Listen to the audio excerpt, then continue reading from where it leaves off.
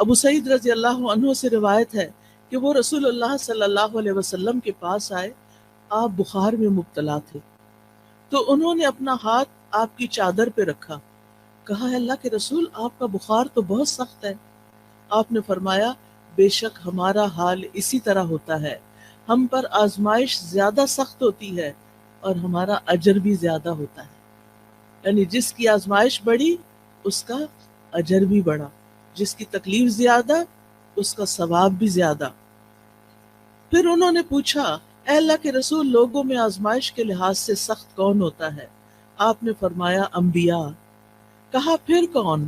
آپ نے فرمایا علماء۔ کہا پھر کون؟ فرمایا نیک لوگ۔ اب ہونا تو یہ چاہیے تھا کہ جو نیک لوگ ہوں، یا عام طور پر لوگ یہی سمجھتے ہیں کہ اگر ہم نیک کام کر رہے ہیں، عبادت کر رہے ہیں، تو پھر ہماری زندگی میں تو کوئی مشکل نہیں ہونی چاہیے۔ نہیں، مشکلیں ہوتی ہیں ان کی زندگی میں،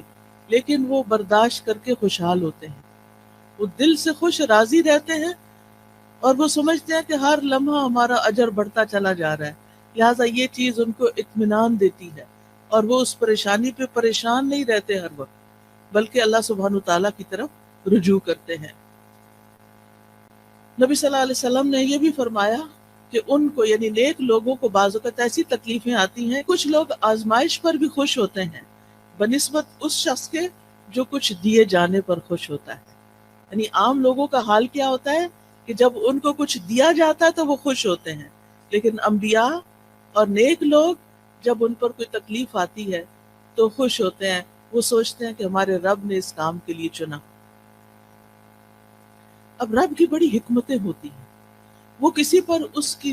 وسعت سے بڑھ کے بوجھ نہیں ڈالتا۔ لا یکلف اللہ نفسا الا وسعها، اللہ کسی جان پر اس کی ہمت وسعت سے بڑھ کے بوجھ نہیں ڈالتا۔ لہا ما کسبت وعلیہا ما اکتسبت۔ مومن یہی دعا کرتا رہتا ہے، ربنا لا تؤاخذنا ان نسینا او اخطانا ربنا ولا تحمل علینا کما حملته علی الذین من قبلنا ربنا ولا تحملنا ما لا طاقت لنا به۔ یعنی جب ان کو تکلیف آتی ہے تو وہ سوچتے ہیں کہ اگر یہ تکلیف ہمارے گناہوں کی وجہ سے ہے تو کہ دعائیں کرتے ہیں، یا اللہ تو ہمیں پکڑنا، ہمیں نہ پکڑنا، اگر ہم بھول گئے یا ہم نے کوئی غلطی کر لی ہے تو اس پر ہماری پکڑ نہ کر، اللہ ہم پہ وہ بوجھ نہ ڈال جو ہم سے پہلے لوگوں پہ ڈالے گئے، اللہ ہمیں وہ بوجھ نہ اٹھوا جس کے اٹھانے کی ہم میں طاقت نہیں، جس کی ہم ہمت نہیں رکھتے، یا اللہ اس تکلیف کو اتنا نہ بڑھا دینا کہ ہم اسے برداشت نہ کر سکیں۔ لہٰذا وہ اللہ تعالیٰ کی طرف رجوع کرتے رہتے ہیں اور کہتے ہیں وَلَا تُحَمِّلْنَا مَا لَا طَاقَةَ لَنَا بِهِ وَاعْفُ عَنَّا، ہمیں معاف کر دیجئے، وَاغْفِرْ لَنَا، ہمیں بخش دیجئے، وَارْحَمْنَا، ہم پہ رحم فرمائیے، یا حی یا قیوم برحمتک استغیث۔ مومن پہ جب تکلیف آتی ہے، آزمائش آتی ہے، تو وہ اللہ کی رحمت پکارتا ہے، اللہ کی رحمت کے لیے دعائیں کرتا ہے، وَارْحَمْنَا أَنْتَ مَوْلَانَا، تو ہی ہمارا والی وارث ہے، تو ہی ہمارا مولا ہے، فَانْصُرْنَا عَلَى الْقَوْمِ الْكَافِرِينَ، ہمیں کافر قوم کے مقابلے میں مدد عطا فرما، ہم تیری مدد کے محتاج ہیں۔ اور اس میں آپ دیکھیے کہ اس قوم میں سب سے پہلے تو ابلیس آتا ہے، شیطان آتا ہے، جو وسوسے ڈال ڈال کے اللہ سے بدگمان کرتا ہے، تو یا اللہ ہمیں اس کے مقابلے میں طاقتور کر دے، تو ہماری مدد فرما، ہم پر رحم فرما۔ پھر اسی طرح ہم دیکھتے ہیں کہ نبی صلی اللہ علیہ وسلم ہر طرح کی تکلیفوں سے آزمائے گئے، یتیم پیدا ہوئے، ماں بھی فوت ہو گئی چھوٹی عمر میں، پھر دادا فوت ہو گئے، پھر چچا مددگار تھے عین مصیبت کے سال، وہ بھی فوت ہو گئے، بیوی بڑی غمگسار تھی حضرت خدیجہ، وہ بھی فوت ہو گئی،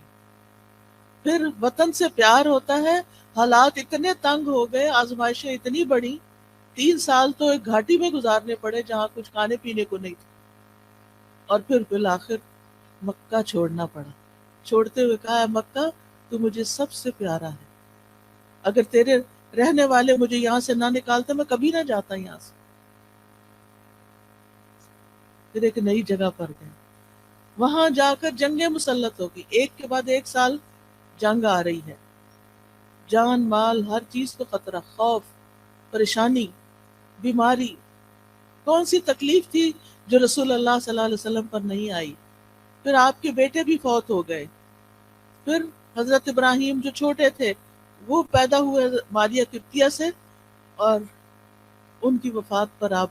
رو دیے، آپ کی آنکھوں سے آنسو گر رہے تھے۔ صحابہ بڑے حیران ہوئے کہ آپ بھی روتے ہیں۔ آپ نے فرمایا ان العین تدمع والقلب والقلب يحزن ولا نقول الا ما يرضى ربنا وانا بفراقك یا ابراہیم لمحزونون۔ آنکھیں روتی ہیں، دل غمگین ہوتا ہے، اور ہم وہی بات کہتے ہیں جس سے ہمارا رب راضی ہوتا ہے۔ دل میں غم ہے، آنکھوں میں آنسو ہیں، یہ منع نہیں ہے، یہ ہوگا، لیکن زبان سے کوئی ایسی بات نہیں نکالیں گے جو رب کو ناراض کرے۔ اور اے ابراہیم، تیری جدائی سے ہم بڑے غمگین ہیں، یہ تو ہمیں چھوڑ گیا ہے، ہمیں غم ہے۔ سوال یہ پیدا ہوتا ہے کہ یہ تکلیفیں آتی کیوں ہیں، کیا مقصد ہے ان کا؟